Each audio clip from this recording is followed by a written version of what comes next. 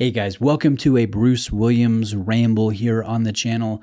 I appreciate you tuning in. That means a lot. And in this video, I'm going to start off with kind of a retrospective story. I'm going to talk a little bit about my earlier days. Before I really got into watches, I was really into my appearance. I was, if I may say so, a fairly decent looking young guy, obviously really skinny, really thin and trim. And I was a college student. I was putting myself through school. I was selling suits. I was selling men's clothing at Nordstrom. And I was, I was dating. I had just met my future wife and was starting to court her a little bit. And at the time, I was really into how I looked and the image that I portrayed to strangers. You know, if they were to see me, you know, what would they think of me physically or how I carried myself? What I was wearing. I was all about that. I'm a little ashamed to say I was very vain. And looking at me now, you guys can tell, obviously I've changed. I don't give a hoot about what other people think of me or my hairstyles or how I dress like a bum. You know, 99.9% of the time, my priorities have shifted as I've matured and gotten older. You might agree with that. You might not. You know, I probably should take some more pride in my appearance and in my dress, but at the time, that's what I was all about. You know, I would wear designer clothing, designer suits, and the very best shirts and ties. And, you know, I was all about my cufflinks and my, you know, Italian-made shoes and this and that. And, you know, it was kind of fun. It was, but I was a little head over heels into that. And I remember one day a gentleman came into the store I was working at, and he needed to get a suit. He needed to get fit for a good shirt, a custom shirt and tie and whatnot. And I distinctly remember him being impressed with the way I carried myself and my knowledge of the products and what I was wearing, my style. I took pride in my style again back then. And I remember he was like, "Hey, do you like watches?" And I was like, "Yeah, I like watches." And this was, again, before I became a crazy, you know, beyond all hope watch enthusiast, a watch idiot savant. And he's like, "Well, what are you wearing?" And I pulled back my suit, right? Just the little part that was covering the watch. And if I remember, I was wearing just a Kenneth Cole dress watch that I maybe spent like $100 on, you know, that I would never spend money on now. But at the time, I thought it was cool. I thought it matched my really nice clothing, you know, my shoes and my style, how I carried myself. And I remember he was interested in my style. He was interested and impressed with how I was, you know, portraying myself. And then when he saw my watch, he's like, "Oh, okay." He didn't care at that point. He wasn't impressed at that point. And I didn't think much of it at the time. We finished the transaction. It was pleasant. And looking back now, remembering that experience, I think I met my first crazy watch enthusiast that was just completely unimpressed with my fashion watch, with my Kenneth Cole. And he liked my suit. He liked my style, right? But when it came to my choice in watches, not impressed. And so anyways, I talk about that because I've gone through so many phases as a watch enthusiast. And it started off with me just saying, I like watches. I think we all start somewhere. Very few of us start with, you know, traditional Swiss pieces or German pieces or Japanese pieces. Very few of us can say that we haven't made mistakes within our time as a watch enthusiast. I know I've made a lot of mistakes as my time, but here's something else. And maybe this is a topic for another video. But I have regrets, but I don't think I would change much if I were to go back with the knowledge I have now and start collecting pieces, because all of the mistakes, quote unquote, that I've made, I think have shaped me and helped me. And I've learned from those experiences. And I think I'm a happier collector having made mistakes and having gone through phases, if that makes sense. I think some of you can relate to me. You go through phases. You're all about micro brands, or you're all about entry-level Seiko divers, or you're all about vintage watches from a certain brand or era, or you collect specific complications or colors or materials, right? It's easy to delve into phases in this hobby. And I think that's fun. Here's one thing that I really believe. There is no really right or wrong way to go about collecting watches or enjoying this hobby that we share, horology. Everybody's a little bit different, and so your journey should be a little bit different. But I think there are some common threads that we can learn from, we can experience, and we can relate to each other. And one of them is going through phases. And so I've had my fashion watch days, and then I've had micro brand days. I've had German watch days. I've had my Seiko or my Japanese domestic market phases. I've had my, luxury phases and my mid-level phases and my tool watch phases and my G-Shock phases. And, a lot of different phases. And here's where it gets fun, because you can delve into buying similar items. You can get into green dialed watches, or you can get into Orient and Seiko and Citizen. And yes, they're similar, but it's the nuances, it's the differences, the subtle differences between similar items that make your appreciation or your enjoyment of that item a little bit higher, in my opinion. So it's kind of fun to do that. And I've got 3 watches here on the desk, and I'll drop in some close-ups here that are very similar. And I'd like to go over them briefly here as we wrap up this ramble. So you guys can see we have very similar watches. They're light dialed watches. One's white, one's silver, one is opaline. They're all on a bracelet. They're all Swiss made, but yet they're different. One's a dive watch, one's a chronograph, one's a dress piece, one's rectangular. The other 2 are circular. One carries a blue accent color with those thermally blued hands and the synthetic sapphire in the crown. I don't know. It's the nuances. It's the differences that make similar watches that much more fun. Now, apart from these being similar and being enjoyable within my rotation, here's where I might differ in my journey than your journey. I know a lot of you don't understand the how do I say this? Maybe I don't even understand the differences that well. I'm trying to, but you don't understand my enjoyment of buying and selling, of buying a watch that I really, really enjoy, that I bond with, and then I sell. Why did you sell that, Bruce? I thought you liked it. You said that you like that watch. Why on earth would you sell it? I think you're taking from your own experiences of never selling something you enjoy. And in my sphere, in my snapshot, in my journey, I'm just in a different phase where I go, yeah, I do like it, but you know what? It's okay. It's not the end of the world if I let go of it, because you know what?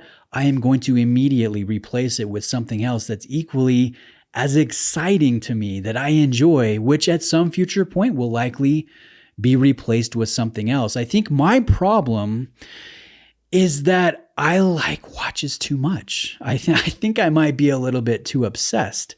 I want to try so many different watches, and the way for me to responsibly do it is to have them all, in a sense, take turns within my rotation. It's not enough just to go look at it at an authorized dealer or watch a few YouTube videos. I want to wear it. I want to use it. I want to, make some memories with it and scratch it up maybe a little bit before I move on. And that's where I'm enjoying the hobby. And so these 3 watches here, they have replaced watches that I really enjoy, that I've been very favorable with. And, obviously right now they're in the rotation. And a year from now, 2 years from now, 2 months from now, we'll see where I'm at. The only thing that I can confidently say is that I don't have rules. I don't have boundaries. I'm not going to limit myself. I'm going to go where I want to go, do it responsibly, and document the journey here on YouTube. That's how I'm enjoying the different phases that I go through and just where I've been, right? Am I going to make mistakes? I'm sure I will. Will you make mistakes in your journey? Probably. But that's fine, because you learn from those experiences and it molds you as a watch enthusiast to get where you are and hopefully get to an even better spot in the future. So what did these 3 watches replace in my rotation? Let me just do that as we wrap up. One of them here, this Norqain, we'll start there. This is a really sharp watch, and it's from a new brand that I think is on the rise, that I think a lot of you will really enjoy. And I think it takes a couple years for a new luxury brand to really get a hold of the psyche of the watch enthusiast community. It's natural to push back on something new and go, why would I buy that when I can buy something with, some name cachet and some name brand recognition? I think that's easy to do. I remember the days when Manta first came out, and watch enthusiasts were just, forgive me for saying this, they were just crapping all over that brand. And now here we are several years later, and it's a forum darling. I think there was pushback initially with Ming, like, who is this Chinese micro brand? And now they sell out in a number of minutes, right? I think it's pretty natural for there to be pushback on new brands. And this Norqain, this is impressive when it comes to the detail work, when it comes to the level of fit and finish and comfort, and how solid the bracelet is, and how accurate the Tudor movement is, the Kinesi made movement, the details, the lume, the tactile action is really, really good. And when you take all of those things into consideration, and then you look at the price, you look at the going rate of this watch, it becomes especially impressive. So this one replaced my white dialed Seamaster Professional, which is a heck of a watch. It has very few faults. It's also more expensive than this one, but I think that's also a satisfying thing as a watch enthusiast, to find something that is either better executed or you enjoy more, and you're getting more from, in a sense, at a lower price. You're maximizing your value there. And so I'm doing that here with the Norqain. This really is sharper than a Seamaster in terms of fit and finish and comfort. It's just as accurate. It has excellent low light luminescence, not quite as good as the Omega, but really as an overall model, I found it stronger than the Seamaster, which I already thought was an extremely strong watch. And so this one, at least for a time, has replaced the Seamaster, which again is a similar watch with some nuances, with some differences in execution. Now the Cartier, this is another one that, was surprising when I saw in person. I was having lunch with my authorized dealer, with my friend that works at the authorized dealer, and I was like, hey, can you show me something cool before I go back to work? And he said, yeah, I've got a cool discontinued Cartier that I can show you. And I'm all about Cartier. I love Cartier, so I was excited, and I looked at it. And I tell you what, my perspective changed, because in a previous phase, I was all about the Santos, right? I thought the Santos was the ideal sports piece from Cartier, right? It has longer running history going back to 1904. And I think it's more beloved in the watch enthusiast community. And I thought if I ever wanted to get a rectangular watch, I need to go with a Reverso from the watchmaker's watchmaker brand. So my perspective changed when I saw this tank, because it is so dang good. It is surprising. It's effortless to wear. It's elegant. It's sophisticated. It has history going back to 1917. And dang it, I enjoyed it more than the Santos. And so I ended up buying it, and I ended up moving on from the Santos. So this one replaced the Santos. Even though it's from the same brand, it's very similar. It carries the exact same movement. It's just different, right? Those nuances make the differences fun. So I'm enjoying this far more than I enjoyed the Santos. And I already enjoyed the Santos on a ridiculous level. Oh my goodness, this hobby is a lot of fun. And maybe I'm a little crazy, but the last one here, this is the Black Bay chronograph. Man, this is an attractive watch. And I think the underlying appeal to this is the fact that it's similar to a Daytona. It's similar to a Panda Daytona, but it's very different. It's more retro inspired. It's more bold. It has more presence. It's larger, but it has value, right? It has a modified BO1 movement that's anti-magnetic, that carries variable inertia regulation system, or screws within the balance. It's technically, I would say, more sophisticated than a Breitling BO1 movement. And I'm really enjoying this. I mean, the snowflake hands, the lume, the bracelet, this one is so sharp. And I never thought I would say this, but I'm just going to come right out with it. I always thought a Speedmaster would always be in my rotation, right? That was not a phase I was ever going to grow out of. I mean, I'm wearing a NASA shirt right now. I love space history. One of my prior phases as an individual was when I was a preteen and I was obsessed with all things space history. I memorized all of the astronauts' names and what missions they went on and all of that stuff. And I still watch documentaries and I still research and cover things that I feel like I know very well in terms of space history and the space race, the Cold War, all of that stuff. And so I always thought, hey, I need a moon watch. I need a Speedmaster Professional. And for years, I've always had one. You know, I had the Sapphire Sandwich, and then I bought the Metis version. And then this watch came along. And I replaced the moon watch with this Tudor Black Bay chronograph Panda execution. For whatever reason, it just works on my wrist and on my frame a little bit better. And thinking about it, again, I'm not regretful of moving on from an icon, because here's the thing.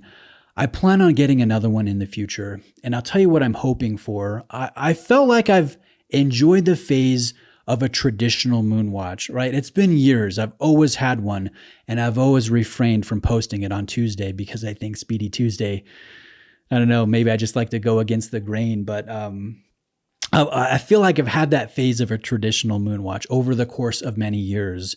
And so the next Speedmaster I want is not going to be a traditional moon watch. I think I want a ceramic Speedmaster.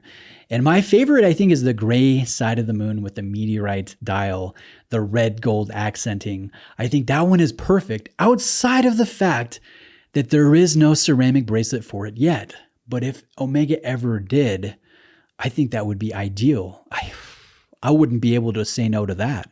And so I'm holding out hope that they do something like that in the future so I can buy a modern, unique variation of the Speedmaster. And in the meantime, I've moved to a different phase and I'm enjoying this Tudor Black Bay chronograph because, I mean, yeah, it's got the design, it has the execution, it has the value, it has the presence. Really, there isn't anything that I dislike about this. And again, we're all in a different phase. We go through journeys and we have a good time in our unique spheres, right? There is no right way. There is no wrong way. And I just looked and saw we are going long here. I don't think I've done this long of a video in some time. So I'm going to end it here. I'm going to do more rambles in the future. But if you're still here, let me know what you think. Are you in a phase? And what phase are you in? You know, what is interesting to you at the moment? Maybe I've been there. Maybe I haven't been there yet, and you can give me some good ideas or something to look forward to. I really appreciate you watching. You guys are awesome. Again, thank you very much. Reach out with comments or questions. Have a great day. I'll see you next time.